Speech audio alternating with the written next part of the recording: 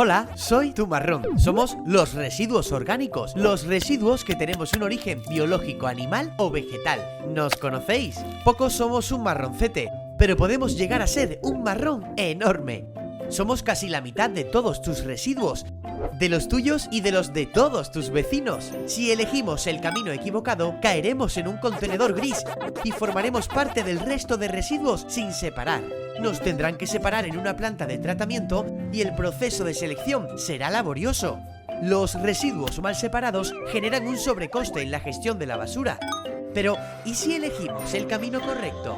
En este caso, caeremos en el contenedor marrón y en él viajaremos a una planta donde generaremos nuevos puestos de trabajo y una vez tratados nos convertiremos en compost. Los restos de comida, los restos de cocina y los restos vegetales son residuos orgánicos. Elige separarlos bien, ya que representan el 40% de nuestros residuos y correctamente depositados en el contenedor marrón se transforman en nuevos productos. Este marrón vale la pena. Mancomunidad de Municipios del Campo de Gibraltar y Argisa. Campaña financiada por la Unión Europea Next Generation. Plan de recuperación. Ministerio para la Transición Ecológica y el Reto Demográfico. Gobierno de España. Junta de Andalucía.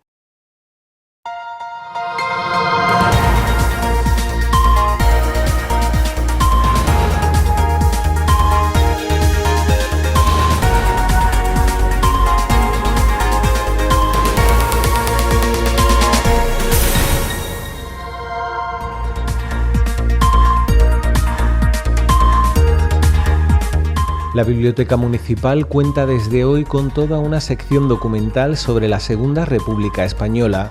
Es una iniciativa del Foro por la Memoria del Campo de Gibraltar que ha contado con el apoyo de la Delegación Municipal de Cultura.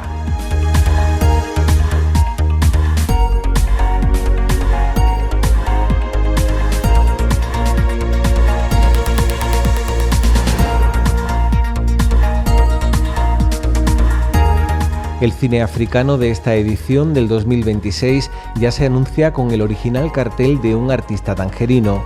La 23ª edición se hará entre los días 22 y 30 de mayo y mira a la cultura de las islas del continente vecino.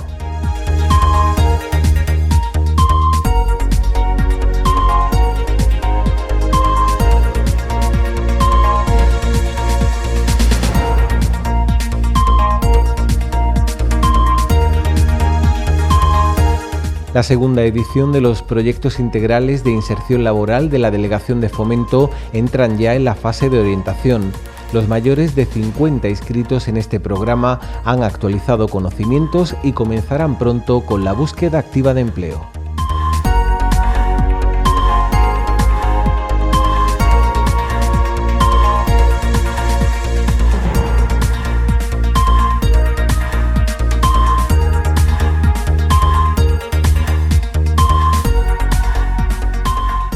Saludos, buenas noches, bienvenidos y bienvenidas a los servicios informativos de hoy, martes 14 de abril de este 2026. Damos comienzo ya a nuestro Tarifa Noticias de hoy.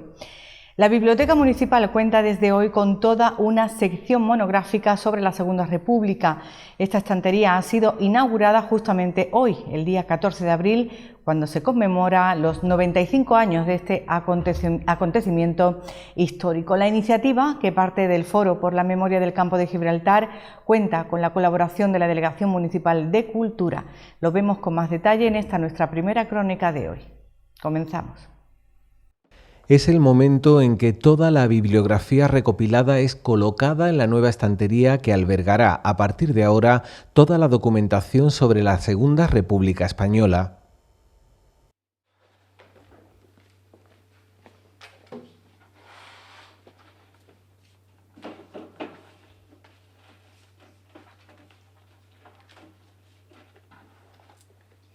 Están con muchos boquetes para que se rellene.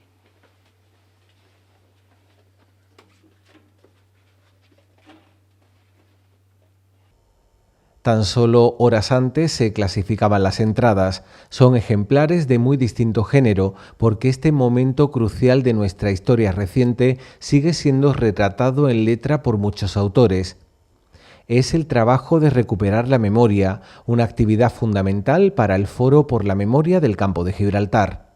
Pues hoy, 14 de abril, el día de la proclamación de la República, pues nosotros queremos hacerlo desde la cultura, porque realmente la cultura era uno de los aspectos más importantes de la República. Entonces vamos a continuar con la cultura. Ya hace tiempo que hemos querido hacer esto también en la anterior legislatura, pero se ha ido por unas situaciones o por otras, se ha ido se ha ido dejándolo por lo que sea, y bueno, pues lo vamos a hacer el año 26. La Casa de la Memoria, el Foro por la Memoria, quiere hacer un llamamiento a toda la gente de Tarifa que puedan tener archivos, archivos personales, libros, testimonios, porque creo que es importantísimo que Tarifa, con 109 fusilados, entre fusilados y fusiladas, se esté olvidando. Entonces, para las nuevas generaciones y para las menos nuevas, que se nos olvidan las cosas, también queremos hacer ese llamamiento a ver si conseguimos una estantería, que no quiero llamarlo rincón, sino una estantería importante. Y gracias a esta legislatura, pues por fin lo hemos hecho. Hay bastante de los títulos que están enfocados en el campo de Gibraltar, otros en la provincia de Cádiz, algunos también de Andalucía. No son solo trabajos de investigación sobre la represión, sino que hay también libros que son de narrativa, o hay cómics, o hay catálogos, hay distintos tipos de libros. Más o menos lo que se va a trasladar hoy a la biblioteca son alrededor de unos 50 títulos de distintos formatos. El Foro y la Casa por la Memoria cuentan siempre con la colaboración de particulares y de partidos afines. En este caso, la inauguración de esta sección en la biblioteca ha contado con el firme apoyo de la Delegación Municipal de Cultura. Su concejal, Nacho Trujillo, habla de recuperar la historia para construir integración y paz. Hace ya un tiempo que iniciamos, estuvimos hablando de este tema, hace ya un tiempo, por una causa o por otra se ha ido posponiendo, pero sí es verdad que ha llegado el momento, y la verdad que desde la Delegación de Cultura pues estamos muy contentos precisamente por lo que ha dicho Nieves y Escribano. La historia no se debe de olvidar en todos sus aspectos, esta es una parte de ella, y bueno, y aquí gracias a ello y al foro pues tenemos una serie de libros de información que todo el que tenga inquietudes, que todo el que quiera saber, que todo el que se quiera informar, bueno, pues ahí está todos los relatos.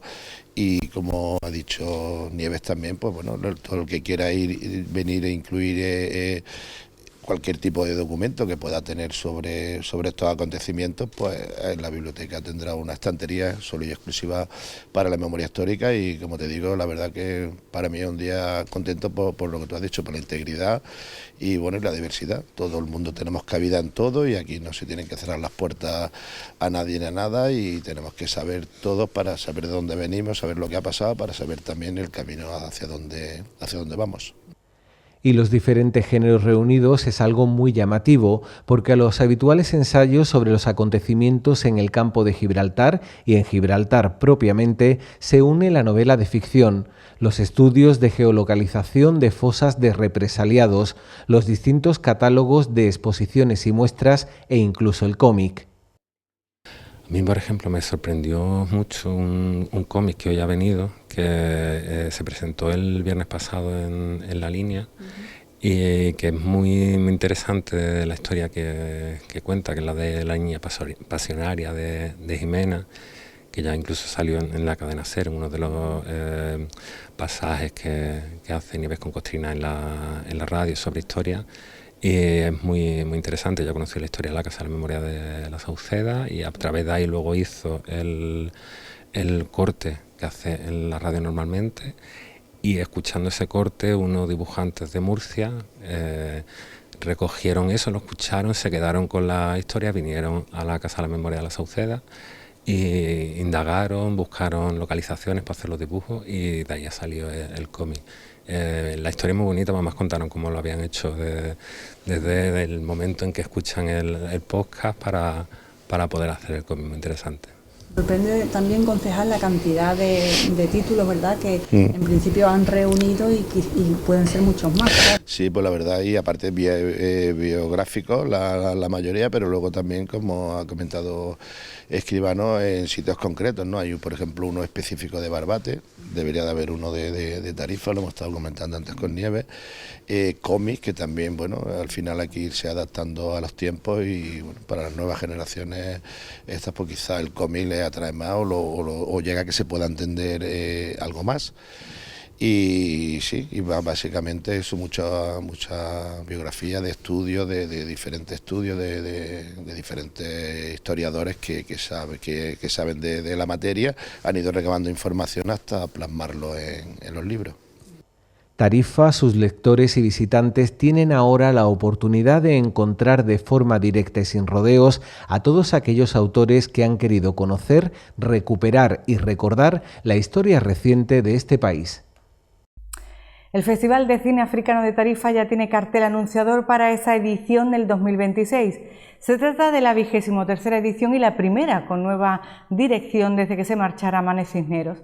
El cartel escogido por la dirección actual es obra de un artista tangerino que fusiona la historia más olvidada del país africano con una visión planetaria y futurista. Lo analizamos mejor en la siguiente información. Una mujer bereber en mitad de un paisaje norteafricano con tintes planetarios es la imagen de la 23 edición del Festival de Cine Africano de Tarifa Tánger. Ella mira al espectador con la intención de tender un puente geográfico con las islas africanas, el tema central de esta edición. El autor del cartel es el fotógrafo y artista visual tangerino Mehdi Sefro, cuya obra ha evolucionado de la moda parisina a una profunda investigación sobre la memoria y la resistencia en el Magreb. Hola Sevilla, soy Mehdi Sefraoui, soy fotógrafo y artista marroquí de Tánger, donde vivo y trabajo.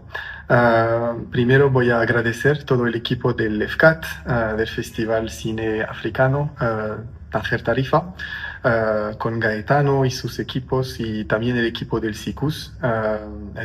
Soy muy triste de no poder ser con vosotros para celebrar ese momento donde se presenta la nueva edición del festival, con mi cartel, esa imagen que soy muy honrado de poder compartir con vosotros.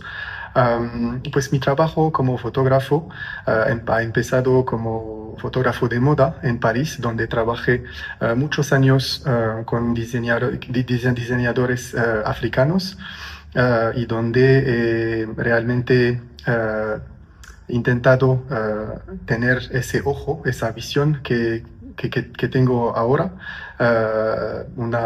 un proceso decolonial en mi trabajo, cómo se entienden las culturas y más las culturas del sur global y las culturas del norte de África y Marruecos precisamente, donde soy. Pues mi trabajo de moda ha evolucionado en un trabajo más artístico desde 2018, cuando regresé a Marruecos, a Tánger precisamente, donde ha empezado una búsqueda más local en el territorio, en el espacio que es Marruecos, el espacio patrimonial, cultural, mucho trabajando sobre la cultura amazigh, que algunos conocen con la palabra berbera. Y luego ese proceso de trabajo me ha conducido a preparar una exposición, que es el tema porque no puedo ser con vosotros hoy, porque tendremos una exposición con el Instituto Cervantes en algunos días, en el 21 de abril, y luego estaré muy contento de tener el equipo del FCAT para la inauguración del FCAT en Tánger, en colaboración con nuestro evento aquí, en nuestra exposición aquí en Tánger, donde puedo mostrar mi trabajo. La imagen de esta edición del festival, que se hará entre el 22 y el 30 de mayo, es una propuesta de modernidad arriesgada en el territorio. Encarna la búsqueda de futuros alternativos mediante el uso de la inteligencia artificial. El autor, a través de su técnica propia, recrea una identidad local donde los saberes ancestrales y la tecnología convergen para reconquistar los imaginarios y futuros arrebatados por la historia. Una propuesta de modernidad arraigada en el territorio. En la presentación de esta edición se ha anunciado que la 23 edición del Festival de Cine Africano de Tarifa-Tánger propondrá un viaje por el archipiélago africano, analizando cómo el cine construye las narrativas de sus estados soberanos y sus diásporas. Bajo el título Orillas compartidas, las imágenes de las islas africanas, el festival pondrá en diálogo las miradas externas continentales con las voces internas isleñas, un equilibrio entre la fragilidad y el potencial estratégico. La temática central de esta edición abordará la realidad de naciones como Cabo Verde, Madagascar, las Comoras, Guinea Ecuatorial, Mauricio, República Dominicana, Haití y Cuba, entre muchas otras islas cuya cinematografía reflejan identidades híbridas forjadas entre el aislamiento geográfico y la resistencia cultural de unos territorios que funcionan como puentes estratégicos entre los océanos Índico y Atlántico. La reflexión vendrá tanto a través de las películas que compondrán esta edición como de las sesiones de diálogo en el foro del Árbol de las Palabras. Tarifa, a través de la Delegación de Fomento que conduce la edil Celia Rico, lleva a cabo una nueva edición de los proyectos integrales de inserción laboral. Se trata de programas específicos para la orientación de personas mayores de 50 años que necesitan actualizar conocimientos para afrontar una nueva etapa activa. Hemos asistido hoy a la charla grupal programada dentro de esta edición y que está exactamente en la fase de orientación. Es la orientadora Coral López Rosano quien en estos momentos realiza una sesión de grupo. Este encuentro informativo está dentro de las 10 horas que deben dedicarse a la orientación laboral.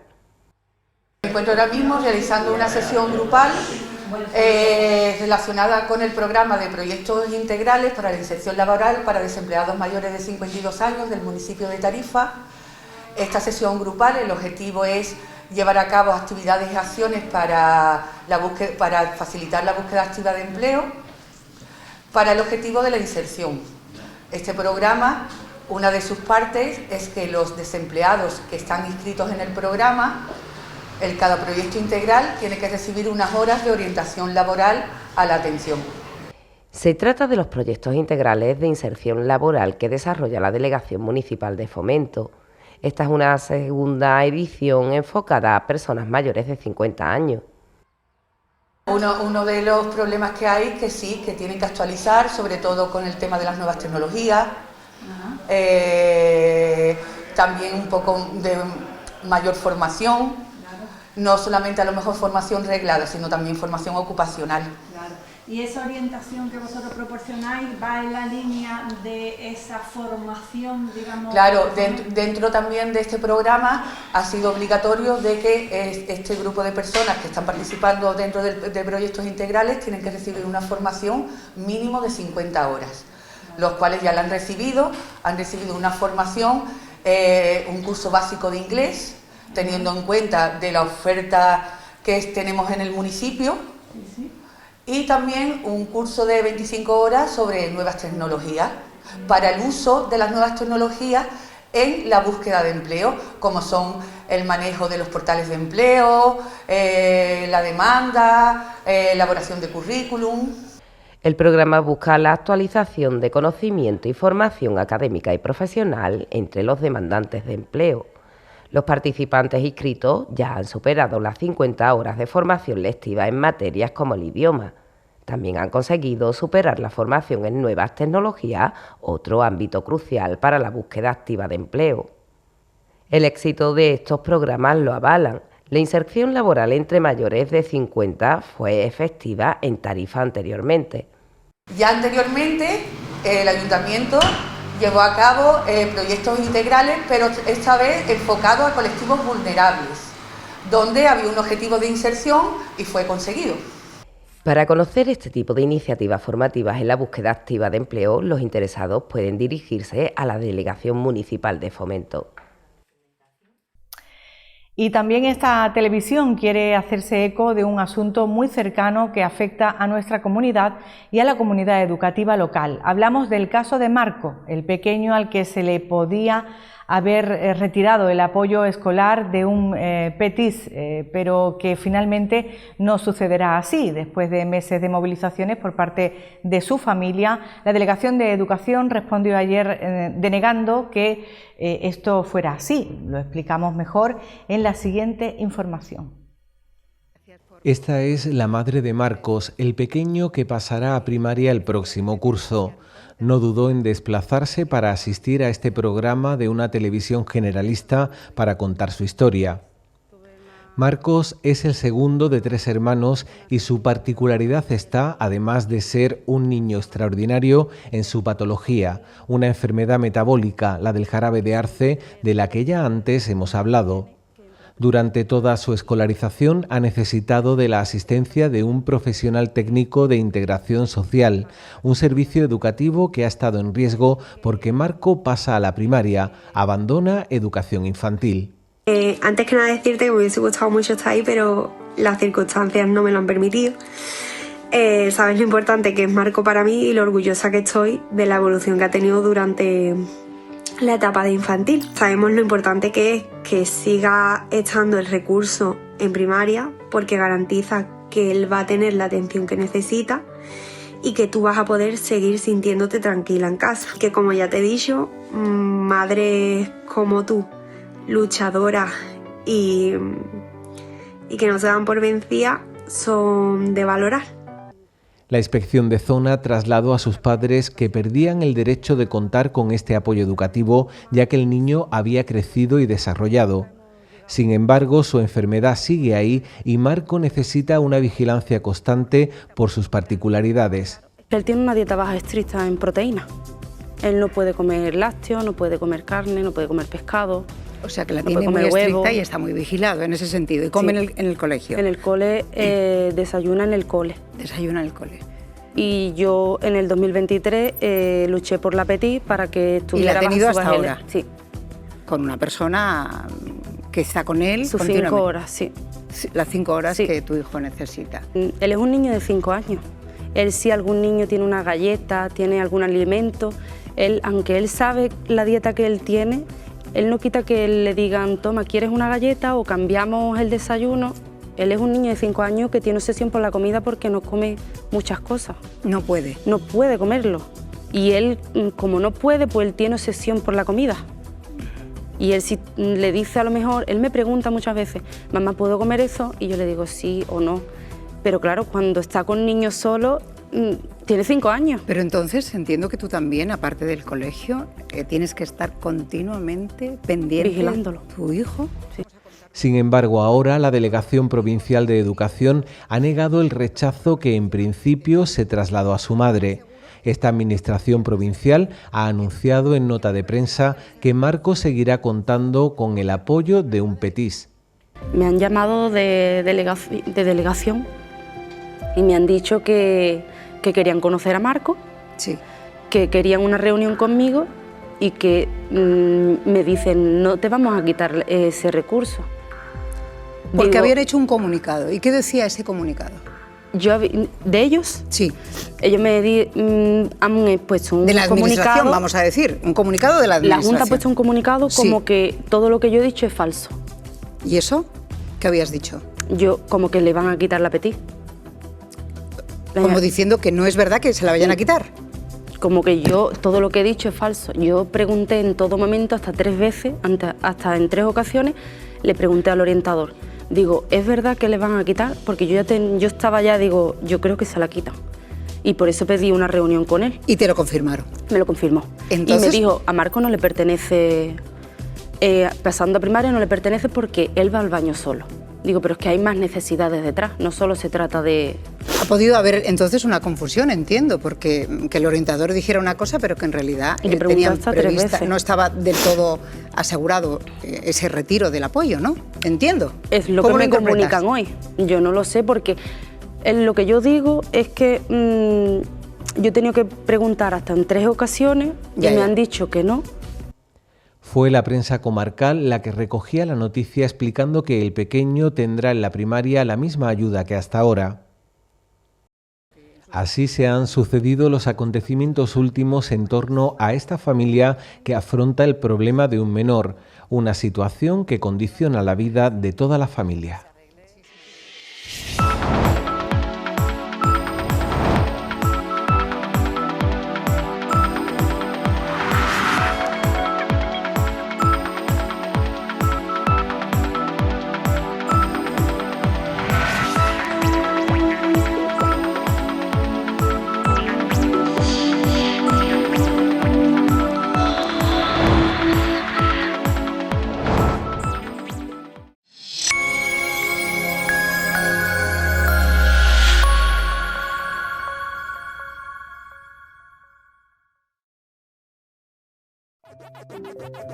Hola, soy Tu Marrón. Somos los residuos orgánicos, los residuos que tenemos un origen biológico, animal o vegetal. ¿Nos conocéis? Pocos somos un marroncete, pero podemos llegar a ser un marrón enorme.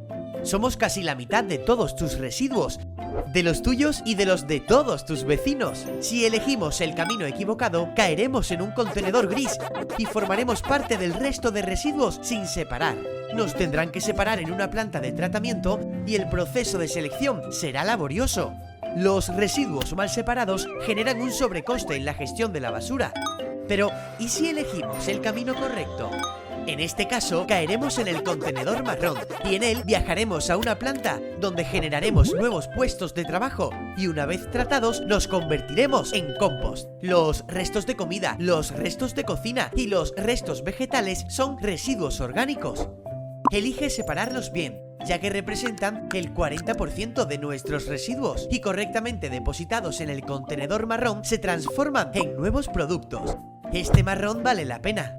Mancomunidad de Municipios del Campo de Gibraltar y Argisa. Campaña financiada por la Unión Europea Next Generation. Plan de recuperación. Ministerio para la Transición Ecológica y el Reto Demográfico. Gobierno de España. Junta de Andalucía. Llega la primavera a Joyería Villatoro. Descubre nuestras nuevas colecciones en oro y plata, relojes y regalos especiales para el Día del Padre y de la Madre. Ahora con nuevo horario para ofrecerte la mejor atención.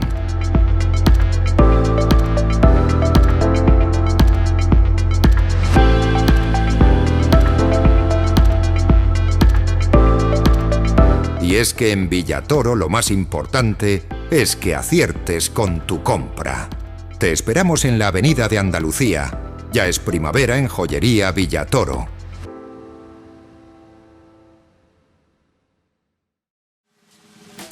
Audiosur es tu especialista en ayudarte a oír mejor la vida. Audiosur tiene para ti el audífono que necesitas con financiación a tu medida. Audiosur dispone de tapones hechos a medida para proteger tus oídos del agua o los ruidos molestos. Audiosur es tu centro auditivo de confianza. Más de 7 años ayudando al pueblo de Tarifa a oír mejor la vida. Audiosur, estamos en la Avenida Andalucía, junto a Movistar.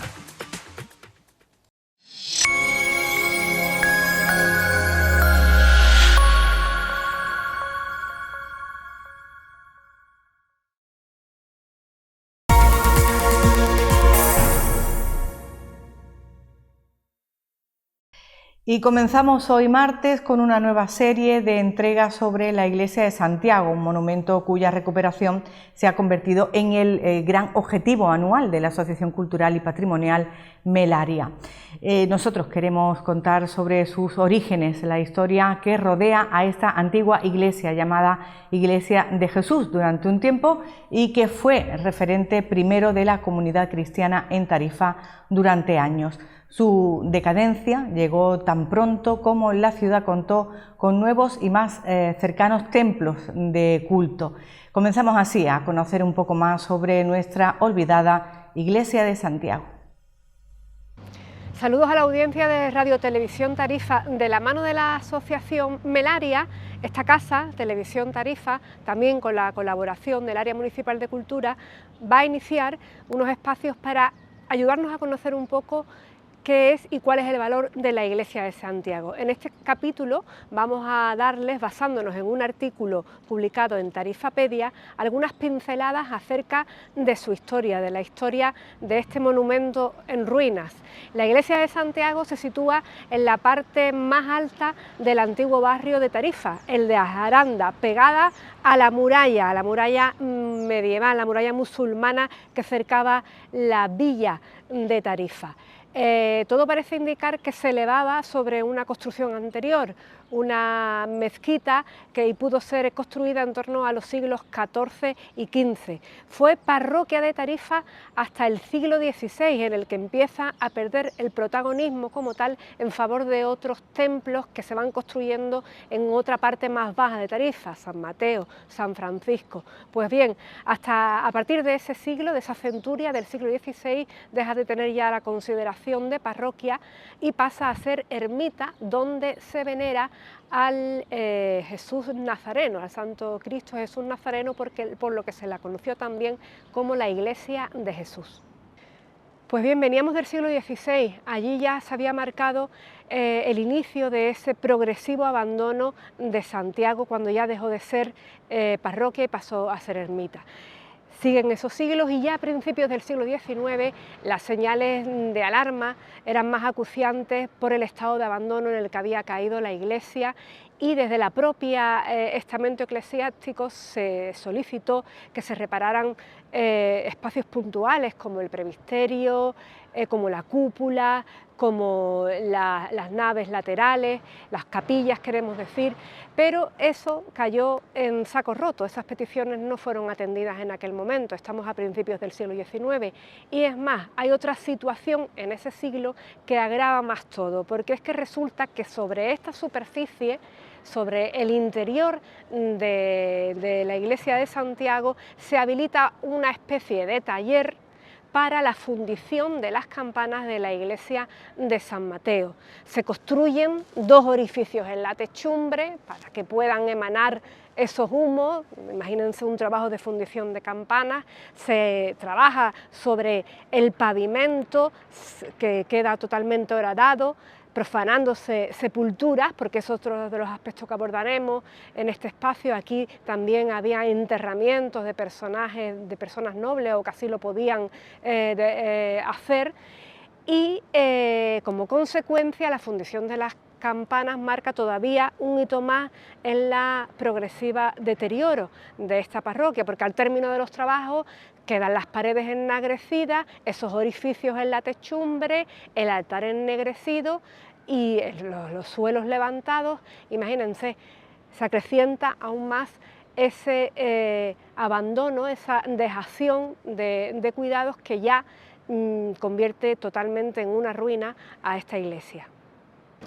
El artículo de Tarifapedia nos dice también que tras la fundición de las campanas en la iglesia se deja de atender a los feligreses y se inicia el traslado de todo aquello que pudiera tener interés para el culto. Hablamos de la propia imagen del Jesús Nazareno, que se saca de aquí y se dirige a San Mateo, archivos, el alto relieve del propio de Santiago, en fin, todos los objetos de culto de interés se trasladan a San Mateo. Allí perviven junto al San Juan Evangelista también, que también estaba aquí, archivos y todo lo que fuese de interés para la propia iglesia. Y ahí pasamos ya al siglo XX, donde hay otro giro de tuerca más en el relato de ese progresivo dejación de funciones por parte un poco de todos y de abandono. A principios del siglo XX, el Obispado de Cádiz se desprende de este monumento y se lo vende como material de derribo, material de obras, a los propietarios, a los tarifeños Joaquín y Manuel Pérez Gutiérrez. Era una cosa habitual, una ruina se vende. Pues bien, ellos las quieren y afortunadamente con el paso de ese siglo XX el proyecto de derribo no lo llegan a realizar, pero sí que son amonestados de alguna manera por la administración del momento ante el estado peligroso que ya planteaba los pocos elementos que seguían en pie de la iglesia, como era el de la espadaña. Un poco el estado de la espadaña levanta la alarma y invitan a los actuales propietarios, que serían esa familia tarifeña, a que la hicieran caer, la derribaran. Ellos, en aquel momento, eran los modos, los proceder, el procedimiento que supondremos había, pues es una de las curiosidades de esta historia de la iglesia y de su persistencia. Se traen hasta aquí un tractor, le atan una cuerda de acero y tratan de efectivamente hacer visible ya el derribo completo del elemento principal de esta iglesia, que era ya un material de escombro.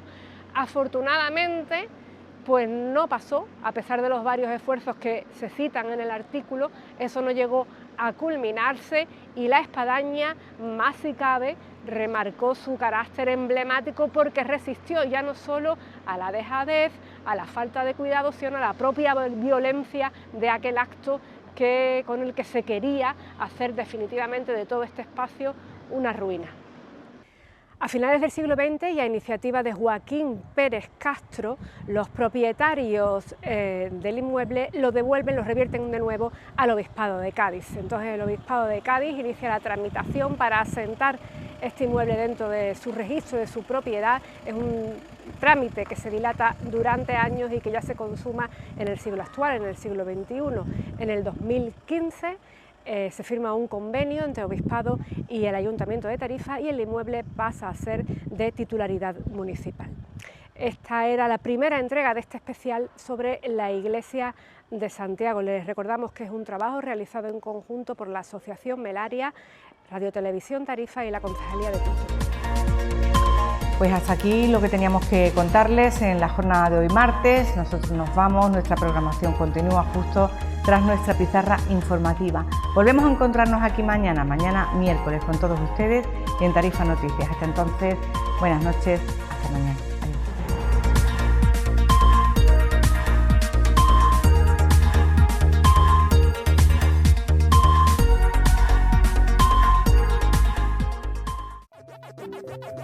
Hola, soy Tu Marrón. Somos los residuos orgánicos, los residuos que tenemos un origen biológico, animal o vegetal. ¿Nos conocéis? Pocos somos un marroncete, pero podemos llegar a ser un marrón enorme. Somos casi la mitad de todos tus residuos, de los tuyos y de los de todos tus vecinos. Si elegimos el camino equivocado, caeremos en un contenedor gris y formaremos parte del resto de residuos sin separar. Nos tendrán que separar en una planta de tratamiento y el proceso de selección será laborioso. Los residuos mal separados generan un sobrecoste en la gestión de la basura. Pero, ¿y si elegimos el camino correcto? En este caso, caeremos en el contenedor marrón y en él viajaremos a una planta donde generaremos nuevos puestos de trabajo y una vez tratados nos convertiremos en compost. Los restos de comida, los restos de cocina y los restos vegetales son residuos orgánicos. Elige separarlos bien, ya que representan el 40% de nuestros residuos y correctamente depositados en el contenedor marrón se transforman en nuevos productos. Este marrón vale la pena. Mancomunidad de Municipios del Campo de Gibraltar y Argisa. Campaña financiada por la Unión Europea Next Generation. Plan de recuperación. Ministerio para la Transición Ecológica y el Reto Demográfico. Gobierno de España. Junta de Andalucía.